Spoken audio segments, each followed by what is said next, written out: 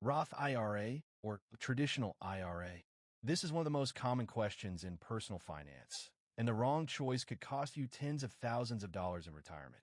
Today, I'm going to break down exactly how each one works, when to use which, and give you a simple framework to decide in under 5 minutes.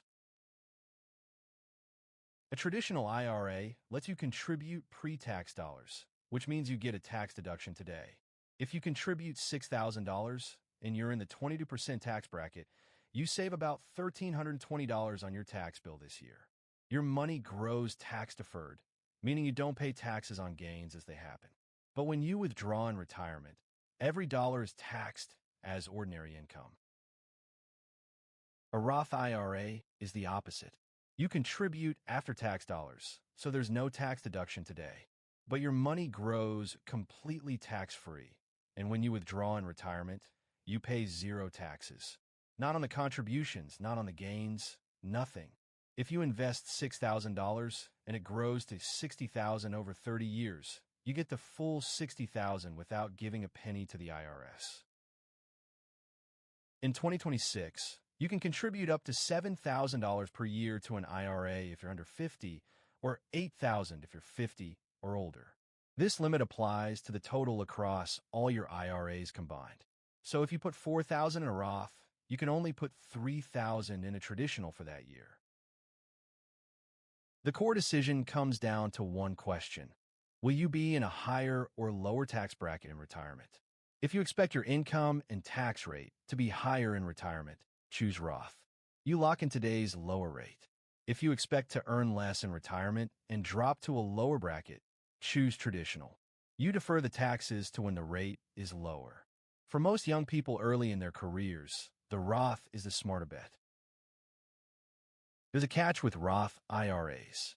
If your modified adjusted gross income exceeds $161,000 for single filers or $240,000 for married filing jointly in 2026, you can't contribute directly.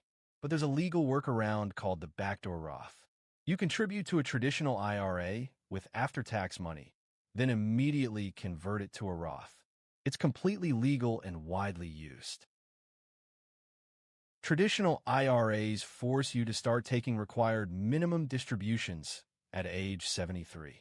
Even if you don't need the money, you must withdraw and pay taxes. Roth IRAs have no required minimum distributions during your lifetime. Your money can grow tax-free for as long as you live and even pass to your heirs.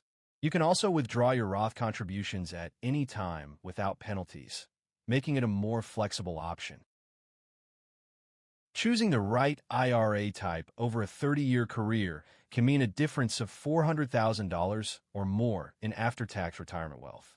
A Roth IRA growing at 10% for 30 years on maximum contributions could produce over $600,000 in completely tax-free money. The same amount in a traditional IRA would face taxes on every withdrawal. Here's the decision in 30 seconds. If you're under 40, in a low to middle tax bracket, and expect your income to grow, go Roth. If you're in your peak earning years in a high bracket and expect your income to drop in retirement, go traditional.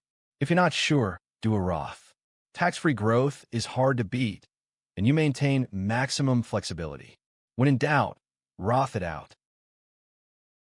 Now you know the difference between a Roth and traditional IRA. Open one today if you haven't already. Every year you wait is $7,000 in tax advantage space you can never get back. Subscribe for weekly personal finance breakdowns.